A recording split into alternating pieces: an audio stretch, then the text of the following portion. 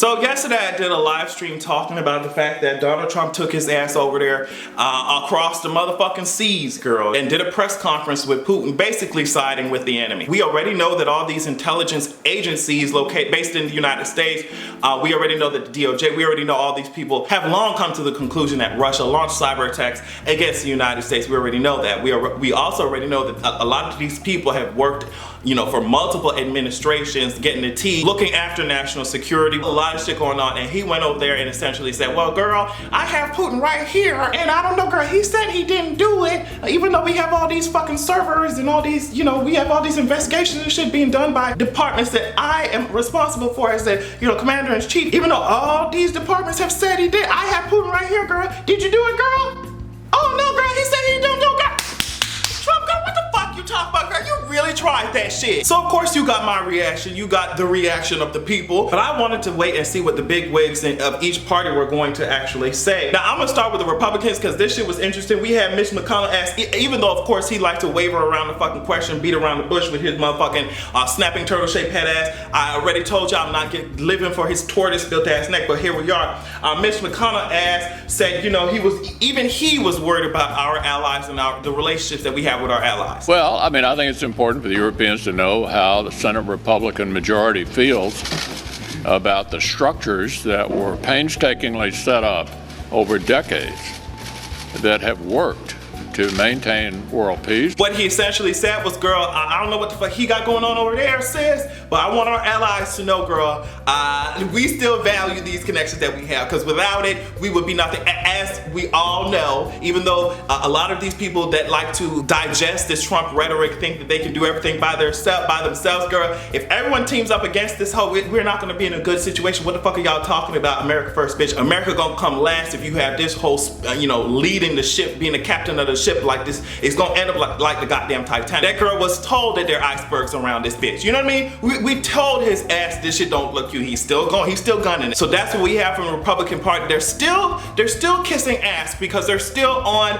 you know, Twitter talking about they're deeply troubled, they're deeply troubled, they're deeply troubled. I think I've seen like 3 tweets from a fucking Republican talking about they, you know, deeply troubled. Girl, we're glad that you're deeply troubled, bitch. I've been deeply troubled since I've been entering into this world, realizing my black ass skin made you hoes mad. I'm deeply troubled, but I'm still here, bitch. I'm making moves. Now, bitch, that's exactly what I expect your ass to do. Be deeply troubled, but make some goddamn moves. Be deeply troubled, but take your ass, and you know the loopholes. Y'all bitches built it.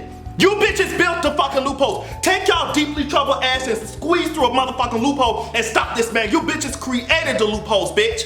Find a way to solve this motherfucking problem. Y'all hoes are eating off our goddamn money that we sent to the motherfucking IRS and goddamn here. Bitch, you hoes are eating with our money, bitch. Find the loopholes. Nancy Pelosi ass went up there and she started dragging the shit as well. She said, girl, we ain't really, let me just show you. Instead of standing up for our democracy and democratic principles, President Trump cowered in the presence of Putin, and the entire world watched and saw that. Trump's eagerness to sell out America proves the Russians must have something, personally, politically, or financially, on President Trump. And the extremely dangerous part about this shit is that she said that, you know, these people are out here, these Republicans are out here, after all the shit they be talking, they're out here trying to prevent elections from running smooth. Girl, let me just play it. All year, the Republicans in Congress have wasted our time with weak words and sham hearings. And today they are pushing to eliminate funding for states to protect their electoral systems. So they're blocking funding. They're hoping to continue to tarnish the already damaged process of elections. So that puts our country at even greater risk than before, because if you're talking about blocking funding that is used to upkeep these fucking systems when it comes to elections or upkeep the equipment, girl, we're fucked, because we know that Russia's gonna try again. We know she's gonna try again. Mother Russia, as I said on my live stream, Mother Russia came in here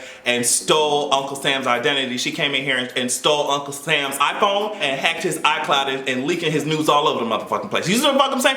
Mother Russia ain't playing with our ass. So if y'all are blocking funding that's supposed to keep our systems up, and we know that Russia coming back to try and influence another election again, girl, we're fucked. We're fucked. I'm not sure what we're supposed to be doing with this information besides continuing to drag the shit out of these politicians who continue to sit on their ass, who continue to do nothing but offer, I guess, you know, someone was saying that, you know, deeply troubled is the new thoughts and prayers. So I don't know what y'all expect us to do, but we're paying y'all to take care of us. And if y'all can't do that shit, girl, this is not gonna end cute. History is going to look back at it like Trina, bitch.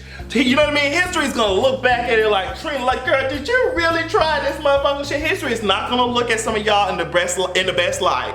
So I just prepare for that shit now. Y'all legacies are already tarnished. I'm tired of living in this motherfucking hole with y'all running around here shooting us, calling cops on us when we fucking get coupons. Can't even motherfucking swim out here without, you know, old Farmer Joe built ass motherfucking shoebox chin shaped head ass, you know, old cinder block neck shaped head ass coming after us like we finna drown they old snotty nose ass kids in the pool, bitch. We don't wanna be around your ugly ass kid, girl. Let's get that fucking shit straight, girl. Can't even walk into a CVS, girl. I'm tired of living in this hole with y'all. I'm tired. I don't wanna share this with y'all. I don't wanna share this with y'all. Lastly, I wanted to talk about this tweet because Khloe Kardashian tweeted, you know, y'all love that fantasy book. Bible says if anyone is not willing to work, let him not eat. God definitely provides, but he's also not playing with your laziness and procrastination. I'm not even gonna go in on the Bible like that because y'all already know how I feel about that, you know, George R.R. Martin written ass piece. I'm not, y'all already know how I feel about that magic scrolls built ass motherfucking shit, but y'all love to pick and choose. I mean, built up their motherfucking empire off of sex, which the Bible, you know, speaks against y'all doing, but yet want to tweet out Bible verses when it suits you. You know, that's a whole nother story, but what I really wanted to focus on, that this is what society has been doing since the beginning of goddamn time. They have made people who are oppressed feel like it's their fault that they are being oppressed. It's their fault that they're poor. It's their fault. Meanwhile, we have people at the top, and this is how they love to protect their wealth. We have people at the top doing shit like this, and I read this shit in the New York Times. Medication for preventing HIV, like PrEP and shit like that, all of that is maintained, the patent for that is maintained under Gilead Sciences, so no one else can really access the shit like that. No one else is really allowed to sell it like that, and that's what prevents people from getting it and it being affordable, right? So we could eliminate this problem of, you know, spreading HIV. We could eliminate the issue if these companies would not be as greedy and let the patent go, but they do not, right? So, I mean, this is another reason why I say capitalism is killing us. Let me read this shit from the New York Times. Gilead Sciences, the company that makes Truvada, maintains a monopoly on the drug domestically.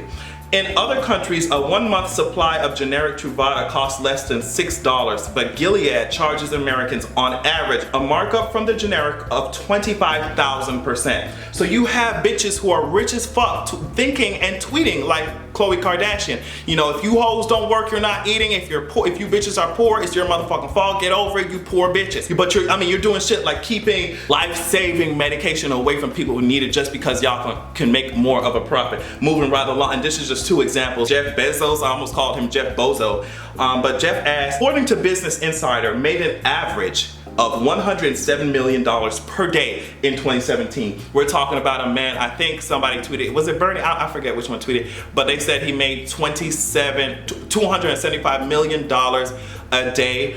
His wealth, I think, is now estimated to be at $150 billion, while at the same time, his workers are struggling. They're asking for better fucking working conditions. They're asking for reasonable pay, you know, so it's just, the people at the top of society have somehow convinced that, well, first what they had to do is convince us that we will get to wherever they are, whatever that is, and just keep working for me. One day you'll get to that same destination. So that's why a lot of people don't like to talk about touching people's wealth, because they feel like they'll get to that place one day and they don't want anyone to touch their wealth. That's the first thing. The second thing is that, and I forget which company it was, I forget which one it was, but they did a compensation comparison, and they compared a CEO, what they make compared to, you know, I guess an everyday regular worker. I forget which company it was, but they said that based off of the CEO's pay for a whole year, a worker based off of their wage would have to work for 31,000 years to get what the CEO makes in 1 year. Now y'all can argue about politics, y'all can argue about economics, but what I'm saying is that there is a better way to do this. I'm not saying that there's a perfect way to do this,